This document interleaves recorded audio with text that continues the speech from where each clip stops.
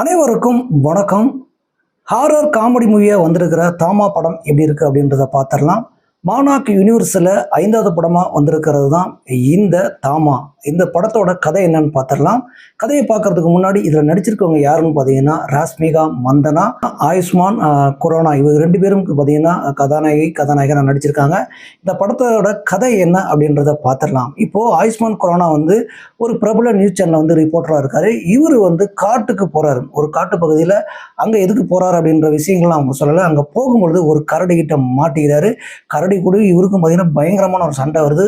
அங்கே தான் ராஷ்மிகா ஆயுஷ்மான் குரானா அவர்களை காப்பாற்றுறாங்க. காப்பாற்றினதுக்கப்புறம் அவங்க மேலே பார்த்தீங்கன்னா ஆயுஷ்மான் காதலாயப்பட்டு வீட்டுக்கு கூப்பிட்டு வராரு. வீட்டுக்கு கூப்பிட்டு வந்ததுக்கப்புறம் என்ன நடந்துச்சு அப்படின்றது தான் மீதி கதையே. மானாக் யூனிவர்ஸில் 5வது படமாக வந்திருந்தாலுமே இந்த படம் மேக்கிங் வாய்ஸாகவும் பார்த்தீங்கன்னா எஃப்எக்ஸ் விஎஃப்எக்ஸ் எல்லாம் ரொம்ப பர்ஃபெக்டாக சூப்பராக பண்ணியிருக்காங்க. ரொம்ப பார்த்தீங்கன்னா எஃபெக்ட் எடுத்து போட்டிருக்காங்கன்னு வச்சுங்களேன். இதில் அந்த கரடி கூட சண்டை போகிறதா இருக்கட்டும், அதற்கப்புறம் ராஷ்மிகா மந்தனா அடிக்கடி சில விஷயங்கள் சம்பவங்கள் நடக்கும். ஏன்னா ரத்த கிளறியான சில சம்பவங்கள் நடக்கும். இது எல்லாமே சவுண்ட் எஃபெக்ட்லேயும் விஎஃப்எக்ஸ்லையும் பார்த்தீங்கன்னா விஷுவல் எஃபெக்ட்லேயுமே ரொம்ப சூப்பராக பண்ணியிருக்காங்க. படம் 5 படங்கள் பார்த்தவங்களுக்கு கண்டிப்பாக இந்த படம் ரொம்பவே பிடிக்கும். இதற்கு முந்தைய படமான முன்ஜியா அப்படின்ற படத்தில் நடித்த ஹீரோயினியும் இந்த படத்தில் ஒரு ஃபைட்டுக்கு வராங்க. பார்த்தீங்கன்னா அதையும் லிங்க் பண்ணி ஸ்க்ரீன் பிளேல ரொம்ப அற்புதமாக பண்ணியிருந்திருப்பாங்க. அந்த ஃபைட் சீக்வன்ஸ் பார்த்தீங்கன்னா ரொம்ப பிரம்மாண்டமாக விசுவல் எஃபெக்டில் செம்மையாக கலக்கிட்டாங்கன்னு வச்சுங்களேன். அந்த அளவுக்கு ரொம்ப நல்லாவே பண்ணியிருக்காங்க.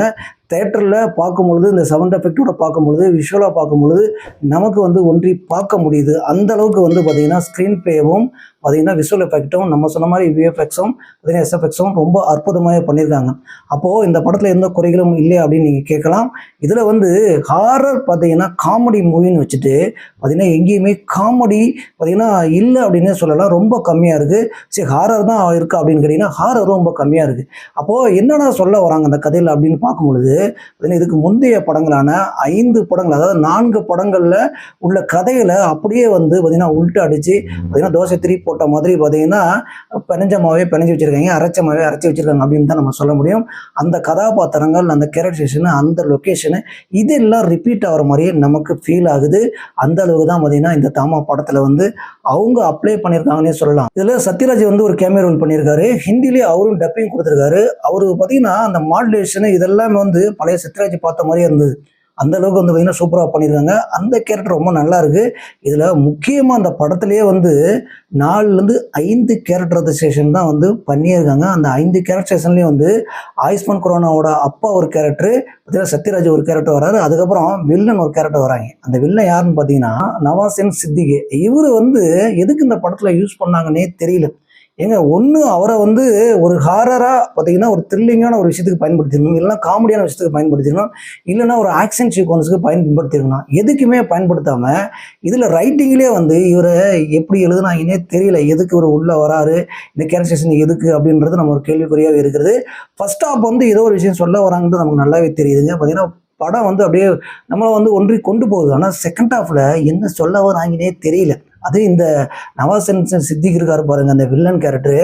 இந்த வில்லன்னு ஒரு 2-3 சீனில் காமிச்சிங்க, சரி ரைட்டு. அதுக்கப்புறம் அவர் என்ன பண்ண போறாருன்றத சொல்லணும்ல. சரி, கிளைமேக்ஸில் அது ஏதாவது பண்ண போறாருன்னு பார்த்தா அதுலேயும் ஒன்றுமே இல்லை, எதுவுமே இல்லைன்னு வச்சுங்களேன். வில்லன் அப்படின்னாவே ஸ்ட்ராங்கான ஒரு கேரக்டரு.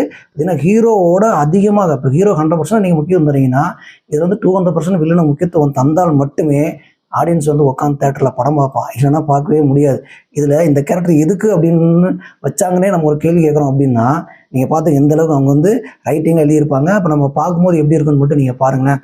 இதில் இன்னொரு விஷயம் என்னென்னா, இல்லை ராஷ்மிகா மந்தனா ரத்தம் குடிக்கிற ஒரு சீன் இருக்கும். இதுதான் ஒரு படத்துலேயே ஒரு சஸ்பென்ஸ் ட்விஸ்ட்னே சொல்லலாம். ஏன்னா ஆயுஷ்மான் குரானா அவர்கள் கரடி கூட சண்டை போட்டிருக்கும் போது இவங்க காப்பாற்றி கூப்பிட்டு வந்தாங்கல்ல, இந்த காட்டுக்குள்ள இந்த பொண்ணு ஏன் என்ன பண்ணுச்சு அப்படின்ற ஒரு கேள்வியை பார்த்தீங்கன்னா ஆயுஷ்மான் குரானா கேட்கவும் இல்லை. அந்த இடத்துல டைரக்டர் எந்த இடத்துலையும் சொல்லவும் இல்லை. இங்கே அவங்க ரத்தம் குடிக்கிற சீனை பார்த்ததுமே அங்கே தான் சில சீன்களை நம்ம பார்க்க முடிய இருக்குது. ஏன்னா இது தான் கொஞ்சம் த்ரில்லிங்காக இருக்குன்னு வச்சுங்களேன். ஆனால் இந்த த்ரில்லிங்லேயும் அவங்க காமெடி மூவி அப்படின்னு சொல்லி தாங்க இந்த படத்தை நம்ம உள்ளே கொண்டு வச்சாங்க. ஆனால் அதுக்கான ஸ்கோப் உள்ளே எங்கேயுமே இல்லை. அப்போ இந்த ரத்தம் குடிக்கிற சீனை மட்டும் 2-3 சீன் மட்டும் பார்த்துட்டா போதுமா? மற்ற சீன்கள்லாம் நமக்கு வந்து சுவாரஸ்யப்படுத்த நம்ம உட்காந்து பார்க்கணும்ல 2.5 மணி நேரம் படம் ஓடுது. எப்படி உட்காந்து பார்க்கறது? பார்க்கவே முடியல. தேட்டரில் பார்த்தீங்கன்னா நீங்கள் ஒரு ஹாரர் காமெடி த்ரில்லர் மூவி பார்க்க விரும்புகிறவர்கள் அப்படின்னா கண்டிப்பாக இந்த பிடிக்காது. ஏன்னா ஒரு சாதாரணமாக ஒரு பொழுதுபோக்காக ஒரு படம் பார்க்கலாம் அப்படின்னு சொல்லி போனீங்கன்னா தேட்டரில் பார்க்கலாம். ஆனால் இது ஓடிடி படம் தாங்க.